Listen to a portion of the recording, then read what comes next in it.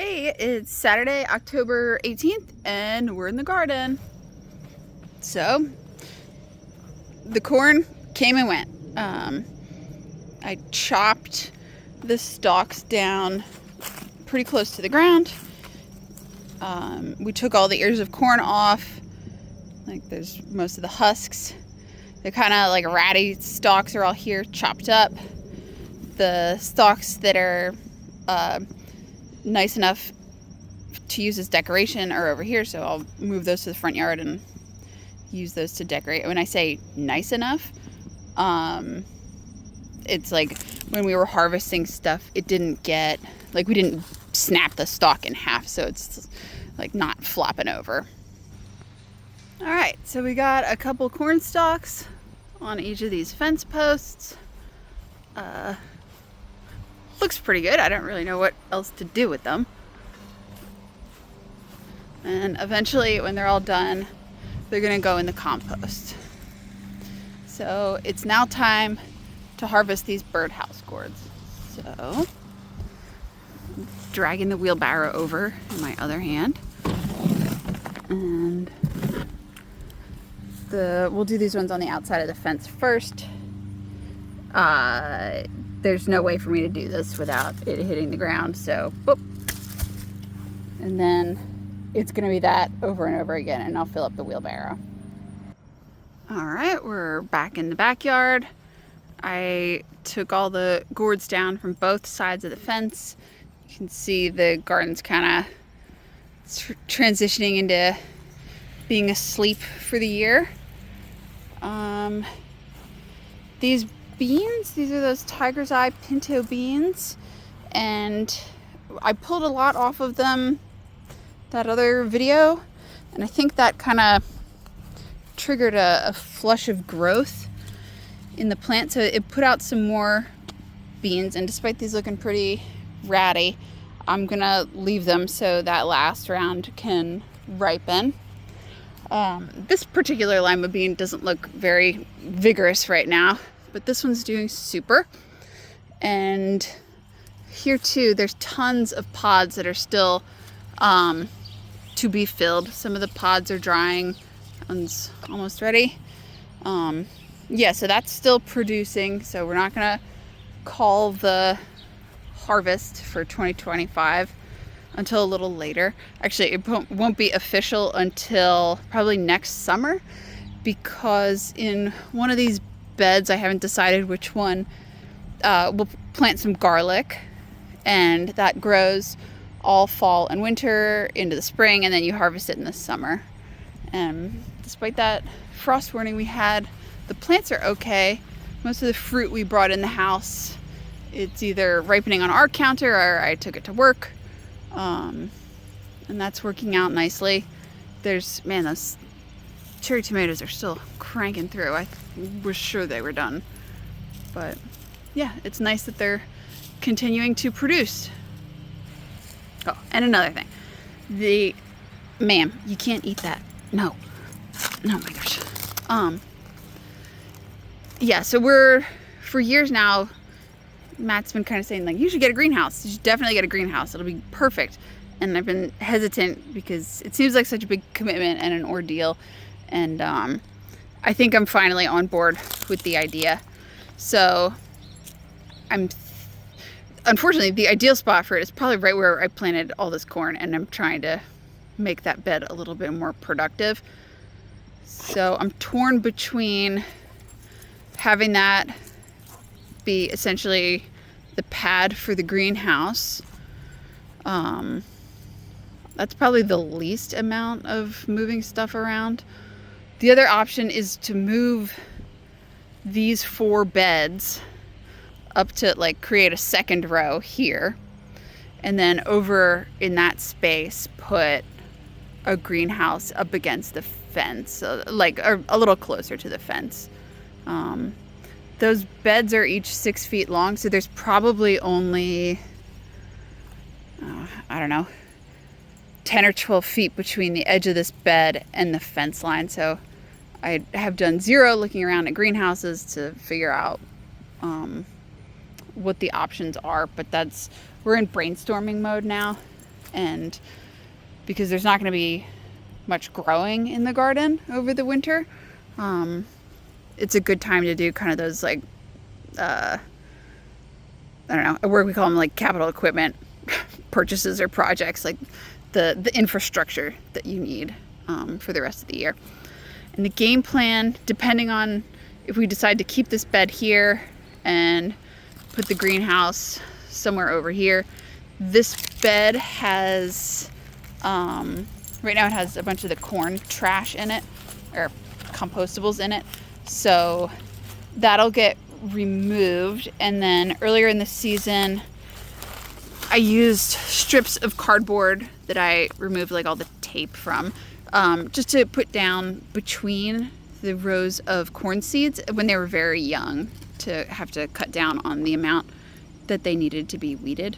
So pull that up, pull like these, like the roots of the corn up, throw some of the compost in it, scrabble it around, and then plant cover crop. And I would love to not have to fence this while the cover crop starts, but this one might make that impossible. I think maybe I'll try to leave it unfenced and give her the benefit of the doubt, which is going to result in me flying out of the house in my pajamas, shouting her to get out of there and stop digging it up.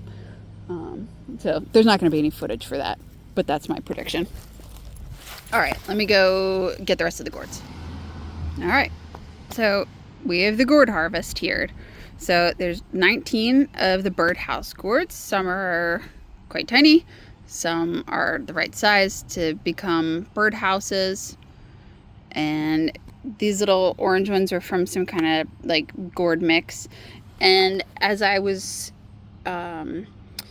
pruning the last of these off the vine, I realized, oh my gosh, that's the loofah gourds that I was certain didn't work at all.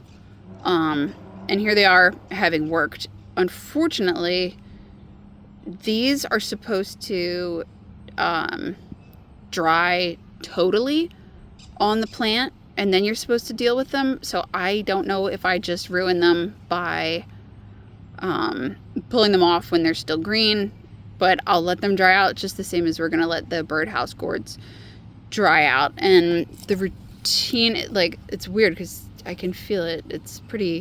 It's spongy, like you would imagine, like the loofah you get like for soap and using in the bathroom. Like that's a cross section through this, so there's like big hollow cells in it that I can actually feel. And when I've seen people process these to get the kind of interior sponge out, like this exterior is really tough and leathery, and they have to kind of beat it on something to get it to work. This is like supple and would be easy to snap in half. So I don't know. I think I may have just ruined that, but now we know for next year. So the birdhouse gourds, they'll get stored in the garage on a wire shelf so they can have air circulating all around them. And just over the winter, they'll dry, and eventually in the spring or summer, you can pick them up and rattle them, and you can hear like the dried seeds knocking around on the inside, and then you know they're good to deal with. Something that I didn't bother managing the mold the last time we grew these. So this is these are kind of neat concentric circular patterns, and that's actually a mold that's living on the surface of the gourd, and I think they look rather cool, so I'm gonna leave them. But as you might imagine, as these are curing, no matter how great a job I do at rotating them and keeping air circulating around them, some of them, the mold is going to be too much for the plant to avoid rotting while it's drying. So we're not going to end up with 19 usable birdhouse gourds by the spring, but we'll end up with a bunch. All right. So here we are in the backyard. Took all the kernels off the corn. That's well a heaping quart. I did get out of there. A heaping quart of popcorn. But there's the silks are mixed in, and there's just some kind of like fluff and husks mixed in. So to manage that, Bonnie, get out of here. A method I've come up with is pouring the popcorn kernels past the fan as it's on. So I'm gonna do that now, and it's too loud, so next part's gonna be muted.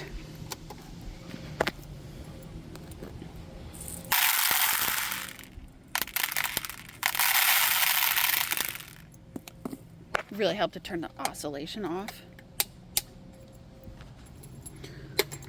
Okay. All right, Bonnie, back it up.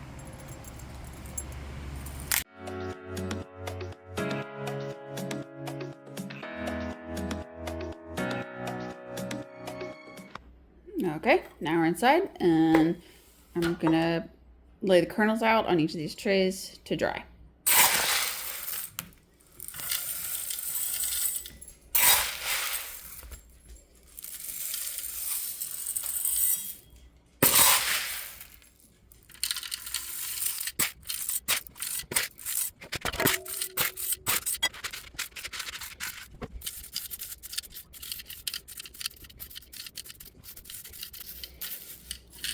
Alright, done. Ready to go dry.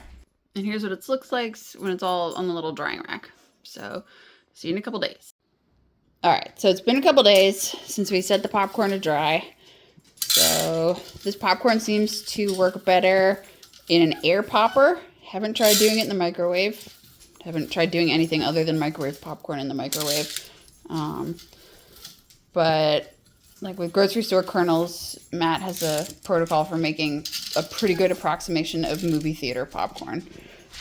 These so far have not been successful using that format. So this is quite loud, so we're going to turn the volume off.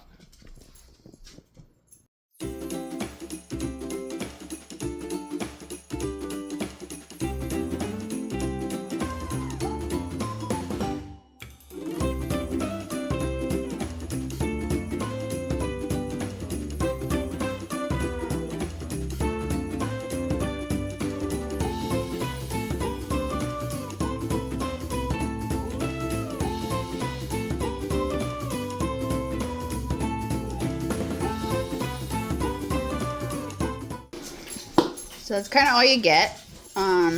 This isn't a very high volume popcorn, but pretty good. After the kernels dry, I bagged them up, and Matt runs his own AI model, so I fed it in a description and made cool stickers. And now the corn kernels are dry and ready for shearing and popping. I'd like to explain at the end of this corn ordeal how you ended up with all these wild colors. It's possible to kind of arrange them in a gradient. It started with no pigment and then going into like pinks and oranges and yellows and then greens. Blues and purples. I'm really pleased with how this turned out. But to end up here, I have to learn you a thing about two things: how corn genetics work and how transposons work. So step one, we'll start with like the genetics of the color of corn. I realized I was not drawing or writing large enough so anyone with reasonable eyesight could read. So let's take it from the top. So imagine, if you will, the cob of the corn. And here's the kernel we're familiar with. There's a little tiny part of the kernel that this is the embryo. That contributes nothing to the color, just the genetics of the next generation of corn that's produced by this kernel. Okay, this part is called the endosperm. That's the starchy part that everyone thinks about when you think corn. Outside of that, this is called the aleurone. And one more layer on the outside, and I'm only talking about layers that contain pigments. This is called the pericarp.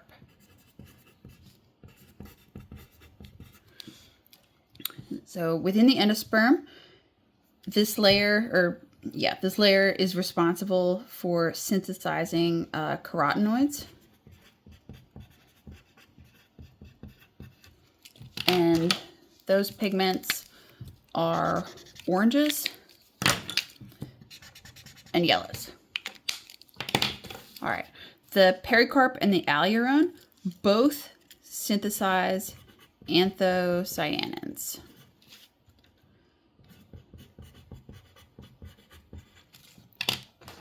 And these are responsible for your reds, your blues, and your purples. Anthocyanins are also the same class of pigment that gives like purple tomatoes their purple color. Okay, so you can imagine that if you've got yellow pigment being synthesized in the endosperm and blue pigment being synthesized in either the pericarp or the aleurone, you're going to end up with a kernel that looks green. It's just like pretty much pigment mixing.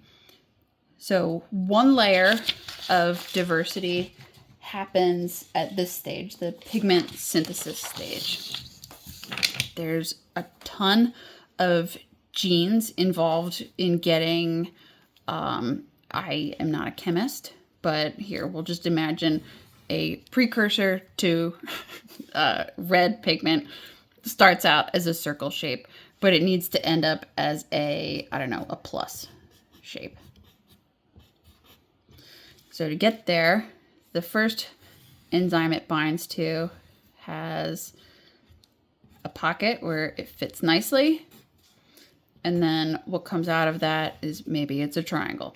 And then it goes down the line and the next enzyme fits that. And maybe what comes out is a square. And the next enzyme fits the square, and then out comes the plus sign. So because these are all enzymes, let's say enzyme A, B, and C. The component that is actually doing the work is a protein, which comes from RNA, which comes from DNA. So to get, I think we were aiming for red pigment synthesized at the end of the line. To get all the way to here, you need whatever machinery to make this initial precursor, and then enzymes A and B and C all need to work correctly. And like, there's not really a wrong here. It's just if you want to end up with red pigment, this all needs to happen. If any part of this is not working right, you don't end up with the red coloring. So now we get into a little bit more complicated genetics. In, let's see, I think it was the 1950s, a geneticist named Barbara McClintock was working at Cold Spring Harbor Laboratory, and she made two important discoveries. One was crossing over of chromosomes during meiosis, which is great. I'm glad everyone knows that, but that's not what we're going to talk about here. Her discovery we are going to talk about is called transposons. And people often summarize that by thinking of it as jumping DNA or jumping genes. So our little diagram of it goes DNA to RNA to protein And you pretty much are your proteins. That's what's doing all the stuff in your body and also the corn's body. To get all of those many steps of the pigment synthesis to work right, all the genes have to be in the correct order on a chromosome. So just imagine this is a chromosome, highly simplified as a line. The middle thing is the centromere, not important for this discussion. So surely this is not how it's laid out on the corn genome. We'll say this is the gene and the shape for enzymes A and B and C. A transposon is a chunk of DNA that moves from one bit of the genome to another. So say there's another genetic element over here that is like, I guess we'll think of it as a gas pedal. So whatever the gas pedal is in front of, the corn kernel is going to make extra of that protein. So as the different strains of corn are being mixed and matched and pollination and fertilization are happening, you can have chunks of DNA move about, which is, that was really a wild concept. So you can take this little bit of gas pedal gene and put it, say we put it in front of, or it finds itself in front of the enzyme C. So I'll call this gas pedal. So now when you have that enzyme structure or that enzyme kind of chain I drew here, if you've got a gas pedal in front of the instructions to make protein C, you're going to end up with extra protein C. So in a scenario like this, you would end up with extra red pigment as long as that was the limiting factor for generating red pigment. So this happens during sexual reproduction, which sounds insane, but that's what corn is doing. All the kernels on an ear of corn are not genetically identical to each other. They're essentially siblings. And during the development of